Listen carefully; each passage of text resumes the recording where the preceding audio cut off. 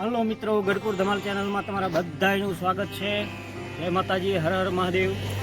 તો આજે આપણે આવ્યા છીએ પાલીતાણા. પાછળ શેત્રુંજી ડેમ દેખાય છે અને શેત્રુંજી નદીના કાંઠે આવેલા અયાવેજ ધામ, જ્યાં માં ખોડિયારના બેસણા છે, ત્યાં આપણે દર્શન કરવા જવાનું છે. બધા મિત્રો વિડીયોમાં બન્યા રહેજો.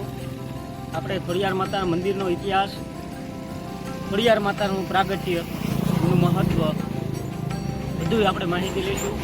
વિડીયોમાં બન્યા રહેજો. આપણે મજા આવે એવું છે. તો ચાલો મિત્રો, આપણે બધા જઈએ ખોડિયાર માતાના દર્શન.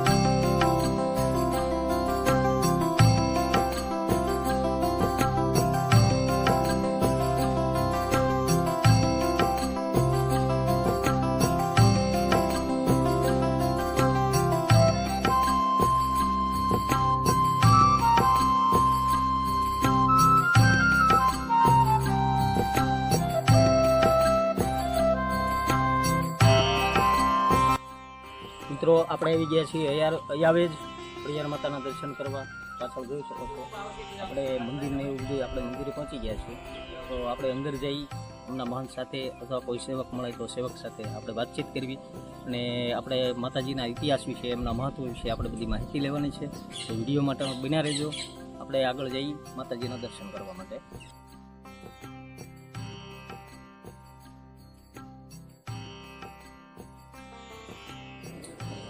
આપણે આવી ગયા છીએ અયાવેજ ખોડિયાર માતાના દર્શને અને અમારે અહીંયા એક સેવક મળ્યા છે, જયરાજભાઈ એમનું નામ છે, જયરાજભાઈ સરવૈયા. પધારો. જય માતાજી ભાઈ. જય માતા. કેમ છો? મજામાં? મજા.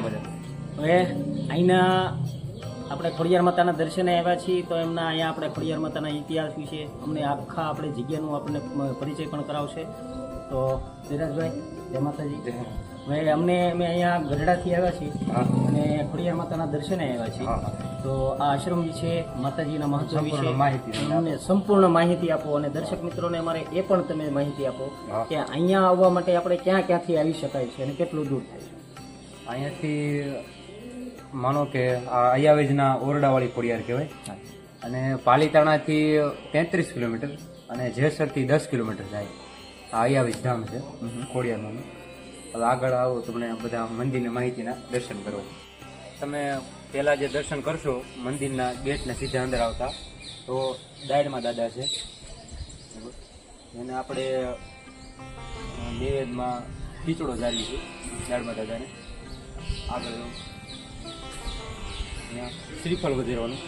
બહારથી જે આવેલા યાત્રાળુ હોય એ પછી આપણે દર્શન કરવા સતીમાં આગળ. ત્યાર પછી આપણે આવી ગયા છીએ અમારા અયાવેજના જે ગઢિયા છે દાદા, તેની જૂની ખાંભીઓ, જે તે સમયે ગામતળ અહીંયા હતું, જે ગામમાં બધા રહેતા તે દાદા ગાયોના વારે ચડેલા બધા સુરાપુરા દાદા.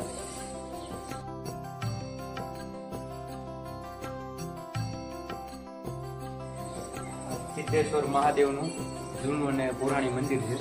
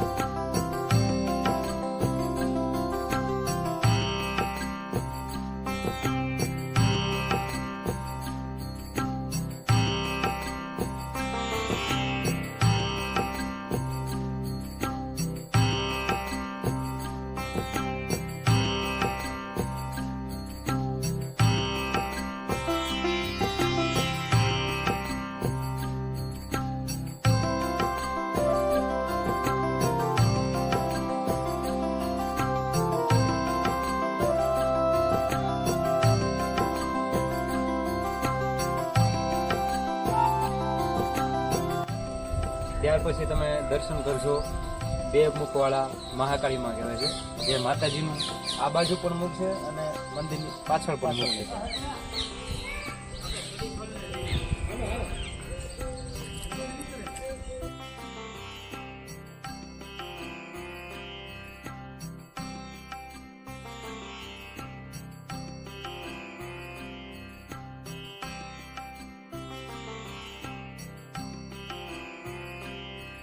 ત્યારબાદ આપણે દર્શન કરશું કાળ ભૈરવ દાદાના.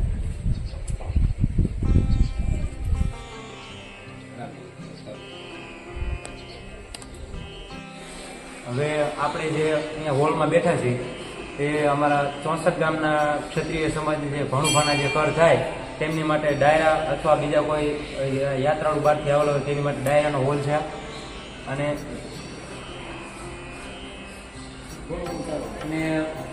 બીજી વાત કરું તો પાછળની સાઈડ જે ચૂલા ને એવું બધું છે રસોડું, ત્યાં બહારથી કોઈ યાત્રાળુએ લાપસી કે માનતા માનેલી હોય, અને વાસણ ઘર છે યાત્રાળુઓને સુવિધા માટે.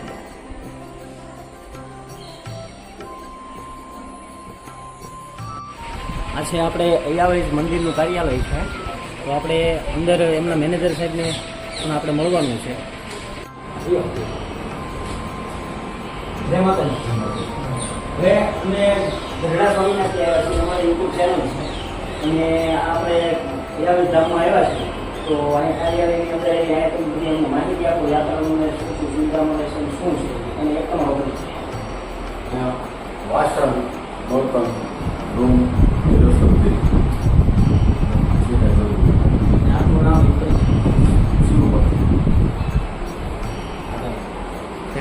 એનું નામ રેવતુભા છે, મંદિરના સિક્યુરિટીમાં, અમારા ગામના વડીલ. જય માતાજી.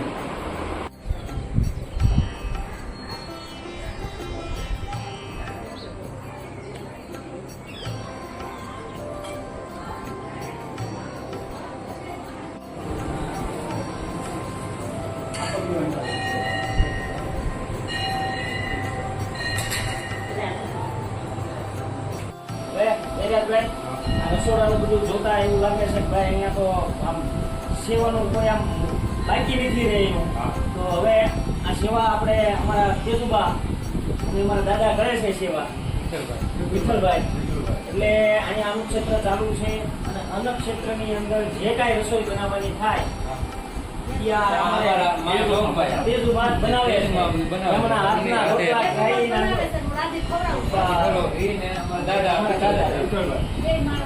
બે માણસ છે, પતિ પત્ની બે માતાજીને સમારવામાં યાત્રાળુઓને યોગદાન આપે છે. અને બધા મિત્રો જ્યારે તમે અહીંયા અયાવેજ ખોડિયાર માતાના દર્શને તમે આવો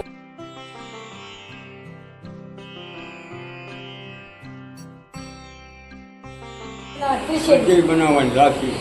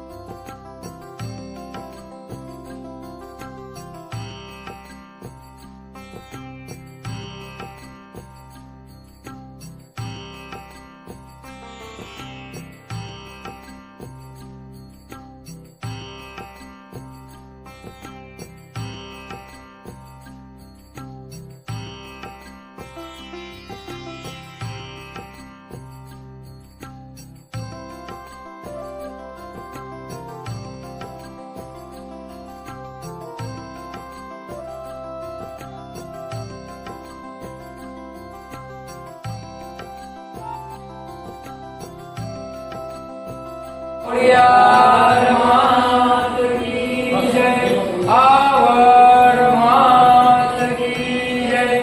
હવે તમે માતાજીના મેન સાનિધ્યમાં આવી ગયા છો, જેને આપણે અયાવેજના ઓરડાવાળી ખોડિયાર કહેવાય. મંદિર તો ખરા પણ કઈ ખોડિયાર તો અયાવેજના ઓરડાવાળી, કેમ તાતણિયાના ધરાવાળી, ગરદનાના ગુનાવાળી, એવી રીતના અયાવેજના ઓરડાવાળી ખોડિયાર કહેવાય. માતાજીના અંદર મંદિરની ડેરીની અંદર વાત કરું તો માતાજીના બે મુખ છે, એમાં ડાબી બાજુ છે તે ખોડિયારમાં છે અને જમણી બાજુ છે એમાં સૌથી મોટા બેન આવડમાં. ખોડિયારમાં આવડમાં બે બેનું છે, સૌથી નાના અને સૌથી મોટા એ બેનું. ઉપર વાત કરું તો મહાકાળીમાં છે, મહાકાળીમાં, અને નીચે છે ક્ષેત્રપાળ દાદા, બરોબર. અને બીજી વાત કરું તો આપણા અહીંના બાપુ, મંદિરના મહંત શ્રી ગિરી બાપુ, જે યાત્રાળુઓને બધું માર્ગદર્શન આપે.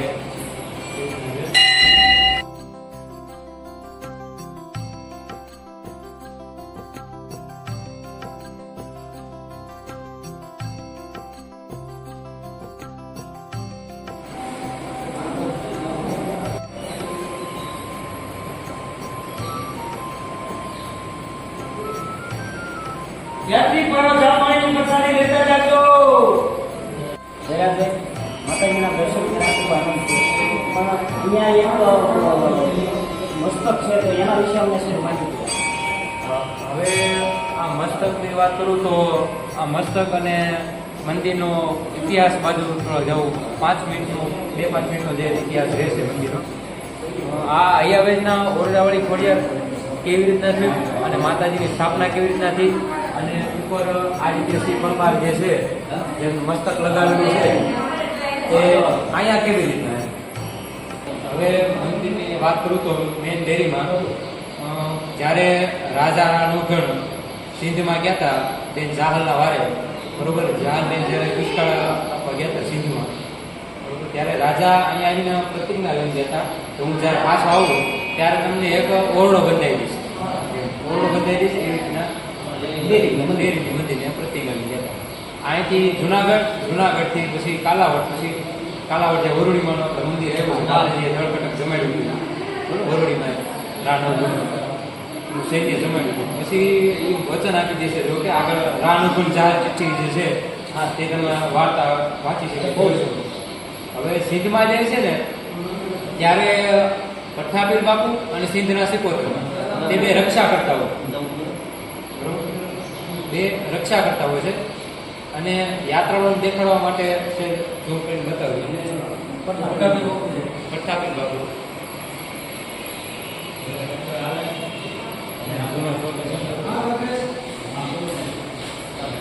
પઠ્ઠાપીર બાપુ અને સિંધના સિકોતરમાં બે અમીર સુમરો છે જે એની રક્ષા કરતા હોય છે. અને એ અમીર સુમરો બેન જાહલના રૂપ ઉપર આપણી ગયો હતો. એનું રૂપ એવું બહુ ઊંચું હતું કે જાહલબેનને કીધું કે તમે મારી સાથે લગ્ન કરી લો એવી રીતે. પછી બેન જાહલ ચિઠ્ઠી લખે છે શાસક ત્યારે તેમના ઘરવાળા, બરોબર, એમને ચિઠ્ઠી લખે છે જુનાગઢ. પછી રાજાનું સૈન્ય ત્યાં જાય છે. વાત કરું તો સૈન્ય બધું ભોગી જાય છે સિંધમાં, બરોબર. સિંધમાં ફક્ત એવું થાય છે કે પઠ્ઠાપીર બાપુ અને સિકોતરમાં બે જે રક્ષા કરતા હોય અને રાજાનું સૈન્ય આગળ નથી વધવા દેતા, બરોબર. પઠ્ઠાપીર બાપુ ભમરાનું રૂપ લઈ અને રાજાના ઘોડાના પગમાં કઈ ફટકા ભરે છે ટૂંકમાં, એવું આગળ નહોતો વધવા દેતા સૈન્ય. પછી જે તે સમયે ભુવાએ ભરાડીએ જણાવે કે માતાજીએ વચન દઈ દીધું, વરુડીમાં વચન આપ્યું હતું કે રા નવગણના ભાલે કાળી ચકલી બનીને આવશે, બરોબર, આગળના પગે છપછપિયા બોલશે, પાછળ ઢોલની ઢમરી ચડશે, એવું વચન તો દઈ દીધું હતું. તો રાજાને મનમાં એમ થયું મારાથી કાંઈ ભૂલ થઈ કે માના વચનમાં કાંઈ જરૂર, બરોબર. પછી જે તે સમયે ભુવાએ ભરાડીએ જાણે કે તમે આ આમની નિવેદાર છે ને સિંધનો ડુંગરો એ પઠ્ઠાપીર બાપુને કોલસા, પઠ્ઠાપીર બાપુને નમક અને સિકોતર માને કોલસા એવો નિવેદ જાતા રક્ષા કરે માટે તમે એમની સૌરાષ્ટ્રમાં સ્થાપના કરો અને નિવેદ કરો. ત્યારે રાન ઉભર કે અમે તમને સૌરાષ્ટ્રમાં લઈ જાઓ અને તમારી સ્થાપના કરશો અને મીઠા નિવેદ પણ જાશો. સિંધના સંગ્રામનો સંહાર કરી પછી બધું દળકટકને બધા આવે છે જુનાગઢ, જુનાગઢથી ટૂંક સૈન્ય બધા એક લઈને અહીંયા આવ્યા છે. વધુ સૈન્ય ને ટૂંક સૈન્ય એમ માતાજી જે ડેરી બંધાવલી ને એટલા સૈન્ય બધા સૈન્યમાં બધા એક લઈને આવશે. એમાં એમના ત્યારે શાળા હોય છે આદિત્યસિંહ પરમાર રાનગરના શાળા તે એક ઈંટ લઈને નથી આવતા. મંદિરની ડેરી બાંધવાની શરૂઆત થાય છે બરોબર. ડેરી બાંધવામાં ઉપર એક ટોચ ઉપર એક ઈંટ ઘટે છે માતાજીની અંદર મૂકું બરોબર. જે જૂનું જે એમાં એક ઈંટ ઘટે છે. જાણ કરવામાં આવે તો કોણ નથી લેવું તો રાનગરના શાળા આદિત્યસિંહ પરમાર એમના સેનાપતિ હતા અને એમના શાળા બરોબર. પછી રાજાને જાણ કરવામાં આવે છે. જુનાગઢથી રાજા અહીંયા આવે છે.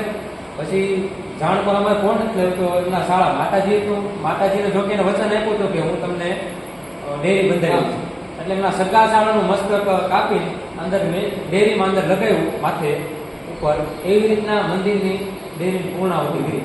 યાત્રાળુઓને દર્શન કરવા માટે આપણે ન્યા લગાવેલું છે કે આદિત્યસિંહ પરમાર રાનગરના શાળા. જોકે માતાજી એને સજીવન જ કર્યા હતા પણ એક રાજાની પરીક્ષા લેવા માટે એમના સગા શાળાનું મસ્તક ઉતારી દીધું હતું. આ મંદિરનો ટૂંકો અને જાણીતો ઇતિહાસ. બોલો બોલો સિકોતેર માતની જય. હવે આપણે જે રાજા રાનગરના હારે આવેલા પઠાપીર બાપુ તથા સિકોતરમાં આ સિકોતરમાંની ડેરી છે બરોબર. અને આપણે આમને સિકોતરમાંને નિવેદમાં મીઠા ચોખા જાળવી છે બરોબર. અને હજી એક હવે એક મેન ખાસ સૂચના આ યુટ્યુબ થકી બરોબર. બહારથી આવેલા કોઈ પણ જે યાત્રાળુ છે તે માતાજીને સિક્કા લગાવે છે. ઝૂમ કરીને એક મિનિટ બતાવો બરોબર. આ સિક્કા અને પાછળનો ઇતિહાસ કાંઈ છે નહીં. અમે અહીં મંદિરમાં જે શ્રદ્ધાળુ બહારથી યાત્રાળુ કોઈ આવતા હોય માનતા હોય મંદિર તરફથી ટ્રસ્ટ તરફથી મંદિરના ટ્રસ્ટ તરફથી અમે જે સિંદૂર ને બધું લગાવી એની ઉપર સિક્કા ચોંટી જાય. અને સિક્કા અને માતાજી પાસેની માન્યતા કાંઈ છે નહીં. સમજ્યા? સિંદૂર લગાવેલું એટલે સિક્કા ચોંટી જાય. તો એક મહેરબાની કરીને યુટ્યુબ ચેનલ થકી જણાવવાનું કે કોઈ પણ યાત્રાળુએ આ માતાજી સિકોતરમાંના મોઢા ઉપર કે ક્યાંય સિક્કા ચોંટાડવા નહીં, કેમ કે સિંદૂર લગાવેલું છે. અને બાજુમાં આપણે જૈન સમાજના દાદા છે બરોબર, ત્યાં પણ સિક્કા ચોંટાડેલા છે. અહીં સિક્કા લગાવવાની આની પાછળનો કાંઈ ઇતિહાસ છે નહીં બરોબર.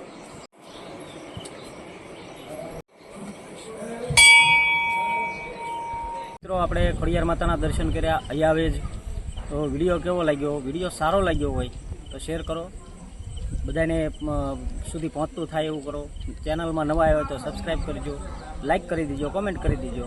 ત્યાં સુધી જય માતાજી, જય ખોડિયાર.